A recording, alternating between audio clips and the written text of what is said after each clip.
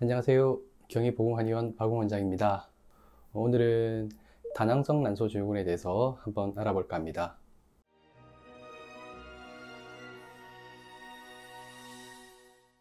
초음파상으로는 난소에서 난포가 많이 커져 있는 부분들이 꼭 진주 목걸이처럼 둥글게 쭉 나타나서 진주 목걸이 모양처럼 보여진다고 하는데, 일반인들이 평소에 알 수가 없지 않습니까? 초음파를 볼 수 있는 게 아니니까. 그럼 어떻게 알 수 있을까요? 배란이 되지 않고 신호만 계속 주고받는 상태다 보니까 생리가 없게 돼요. 그래서 무월경 증상이 오랫동안 가면은 내가 다낭성 난소증후군이 아닐까 라고 생각하셔야 됩니다. 그리고 이런 신호가 깨어진다라고 하는 것은 여성 호르몬이나 남성 호르몬의 균형이 맞지 않아서 나타나는 거거든요. 그러면 어떤 현상이 나타나느냐? 주로 남성화 증상이 많이 나타나게 됩니다. 남성화 증상이라고 하는 것은 주로 털이 많이 나요. 다모증. 유전적으로 털이 좀 많으신 분들도 있겠지만 여성분들이 잘 나지 않는 부위, 이렇게 뭐라고 하죠? 이렇게 배에 털이 나는 거, 그러니까 배나 가슴 쪽에 털이 이렇게 위쪽까지 쭉 올라온다든지, 이제 팔에 나는 털이 보통 남자 다리털처럼 붉게 시커멓게 이렇게 난다든지, 그러면서 생리가 없으면은 내가 다낭성 난소증후군이지 않을까라고 생각하시면 됩니다. 또 어떤 증상이 있을까요?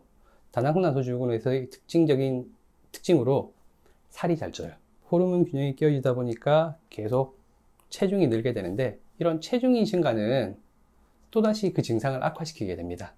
생리가 불순하고 털도 많이 나는 것 같고 살도 많이 찐 것 같아, 그런 생각이 든다라고 하면은 반드시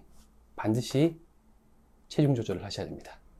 어떠한 치료를 받든 다낭성 난소증후군 증상이 좋아져서 배란 양상이 좋아지고 생리가 규칙적으로 된다고 하더라도 재발의 위험성을 충분하게 낮출 필요가 있기 때문에 반드시 체중 조절에는 신경 쓰시는 게 좋습니다. 한의학적으로 다낭성 난소증후군은 난소의 기능, 여성적인 기능이 떨어져서 나타나는 것으로 보게 됩니다. 기, 혈, 정, 신, 이런 말씀 들어보셨는지 모르겠습니다.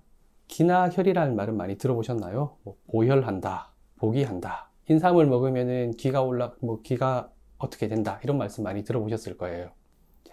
보통은 여성분들은 자궁이나 난소 쪽, 이런 한의학적으로는 하초라고 부르는 부위인데요. 이 부위가 약하게 되면 다낭성 난소증후군이나 이런 자궁이나 난소의 기능이 약해서 생겨나는 질환들이 잘 나타납니다.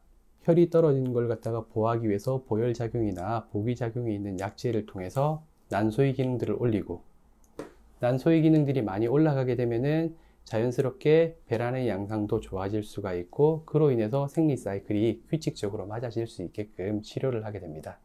병행을 해서 침이라든지 약침, 좌훈, 경우에 따라서는 좌약 형태의 한약제를 병행을 하는 경우들도 있습니다. 얼마 전 신문기사를 보니까 우리나라 출산율이 1 이하로 떨어져서 얼마 안 있으면 인구가 줄어든다고 하더라고요. 임신 출산에 대한 부분들은 개개인의 선호도에 따라서 차이가 있을 수는 있겠지만은 원하심에도 불구하고 임신을 못 하시는 분들이 참 많습니다. 불임의 원인은 여러 가지가 있는데, 내막증이라는 질환도 있고, 이전에 설명드린 근종도 있고, 지금 말씀드리고 있는 다낭성 난소증후군, 여러 가지가 있지만 그 중에 하나가 다낭성 난소증후군이고, 이러한 증상이 지속되면 임신에도 많은 방해가 되기 때문에 미리미리 조심을 하시고, 이후 나이가 들어서도 건강한 생활을 유지할 수 있게끔 하시는 게 대단히 중요합니다. 간단하게 다낭성 난소증후군에 대해서 설명드렸는데요. 개인별로 그리고 체질별로 조금 원인이나 치료법은 차이가 있을 수 있습니다. 지금은 간략히 다낭성 난소증후군이 뭐구나 하는 정도의 설명을 드린 것이니까, 이렇게 조금 더 궁금하시거나 하신 점 있으면 언제든지 문의 주십시오. 그럼 다음 시간에 뵙겠습니다.